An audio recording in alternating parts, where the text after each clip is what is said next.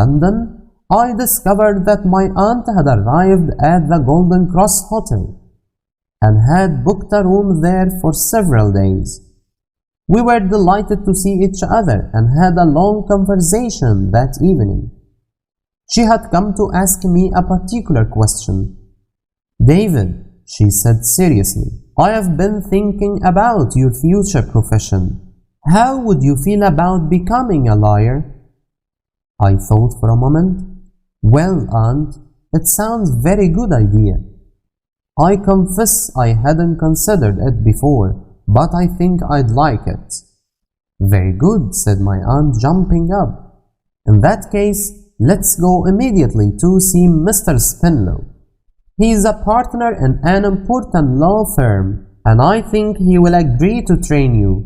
We will have to pay him, of course, but after several years you will be a properly trained lawyer and be able to earn your own money." And so we carried out this plan. My aunt paid Mr. Spenlow's firm £1,000, and I promised to work hard and do my best to become a successful lawyer. Before she returned to Dover, my aunt rented a small flat for me at the top of a house near the law courts, and I moved in at once.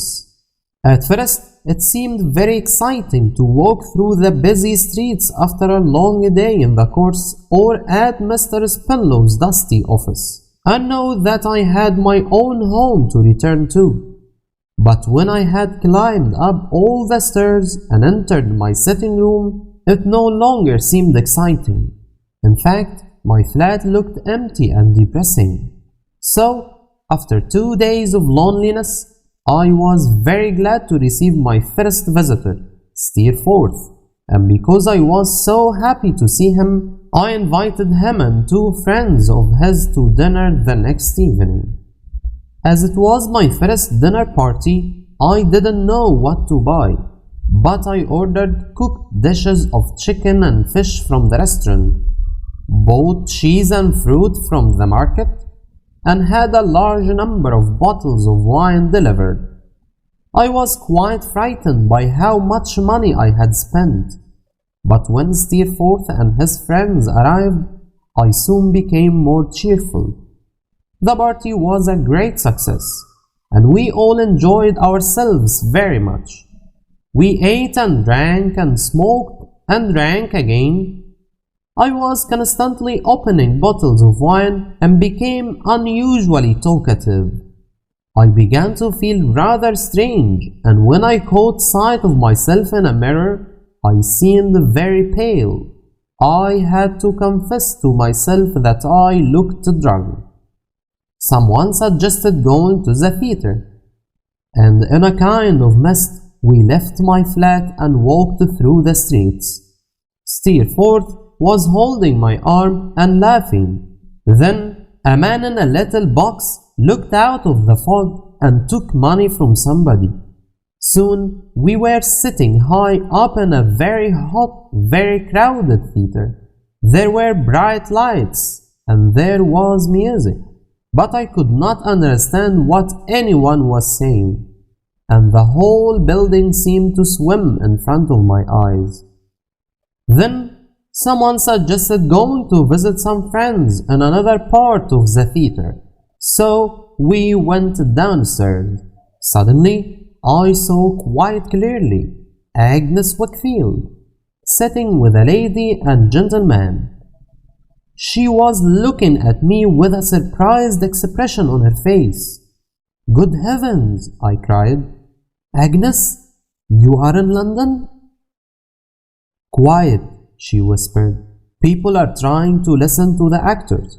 You'll disturb them." Then she added kindly, "David, please do what I say. Ask your friends to take you home." I had always taken Agnes' advice, and I did so this time. I didn't remember how I got home, but I do remember Steerforth helping me to undress and get into bed. What a terrible sleepless night I spent! How ill I felt! How dry my mouth was! But the next morning I felt even worse. I was so miserable and ashamed that I had been so stupid, and that Agnes had seen me drunk. I could not even apologize to her because I didn't know where she was staying in London. I spent the whole day with my head in my hands in my dirty, smoky room, surrounded by empty wine bottles.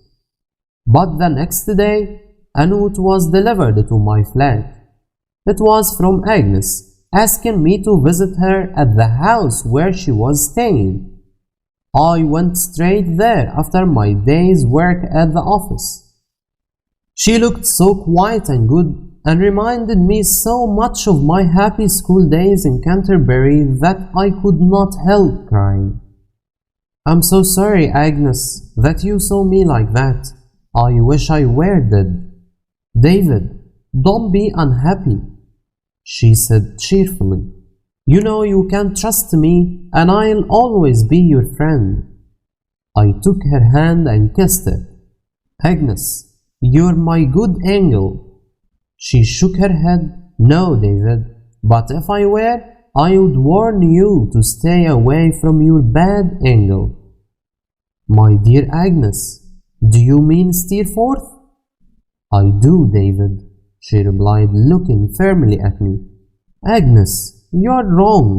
He's my trusted friend. He helps me and guides me. It wasn't his fault that I got drunk, you know." "I wasn't thinking of that. I judge him from what you have told me about him and your character and his influence over you." Agnes spoke very seriously, and her words were straight to my heart. "I'm certain I'm right. You have made a dangerous friend, David, because you're so trusting. Please remember what I say and forgive me for saying it." "I will, if you forgive me for getting drunk."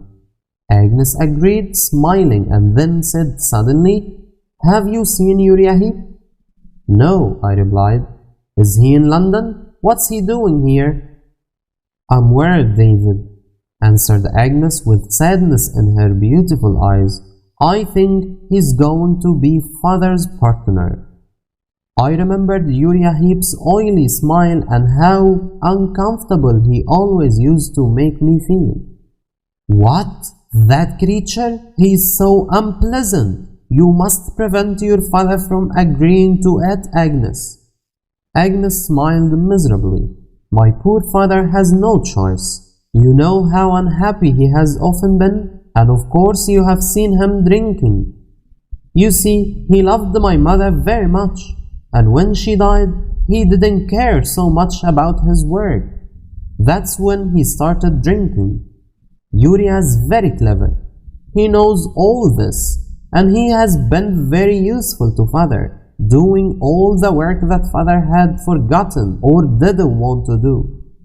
Father really needs Uriah now to keep his business going. And Uriah himself pretends to be humble and grateful, but in fact, he is in a strong position and is insisting on becoming a partner. Father is ashamed of himself, but he has to agree. Poor father. I would do anything to help him, anything."